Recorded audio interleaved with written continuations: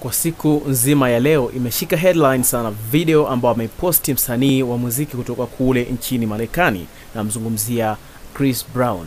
Ameweza kuposti video inayoonyesha daradara ambayo ni vigari vya aina ya hiace ikitokea kule nchini Tanzania, lakini kule katika maeneo ya Mwanza, ambapo daladala hiyo nyuma, katika kioo cha nyuma imechorwa mapicha ama picha mbili za Chris Brown.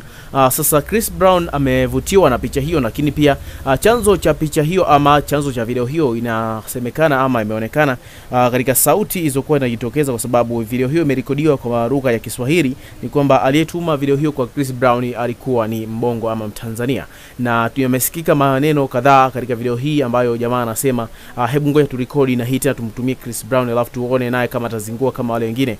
Tunaona hii issue ya watu kuchola picha za wasanii ni jambo la kawaida kabisa. Tumeona kiuri kile cha Dogo Janja alivyochorwa Tanga, Mbosso, Live na watu wengine wanavyokuwa wanachorwa katika bajaji, katika mabango ya magari na vitu vingine. Lakini so kupitia gari hii daradara hii amemchora Chris Brown, lakini Chris Brown naye hajazingua kama walivyodai wale jamaa kwamba asija kazingua kama watu wengine. Ametumia video hiyo, lakini ameonyesha responding yake kwa kuiposti tena naye katika account yake ya Instagram. Sasa kidogo video hii imeenda viral sana, lakini na daradara hii nadhani itapata umaarufu, na sipati picha na mhusika ambaye ana daradara hii kwamba amejisikiaje na baada ya kupostiwa na Chris Brown. Hii ni JIRIWAS TV, hebu check video hii alafu sikilize na maneno ambayo wameongeleka katika video hii. Naitwa sana JIRIWA na hii ni JIRIWAS TV.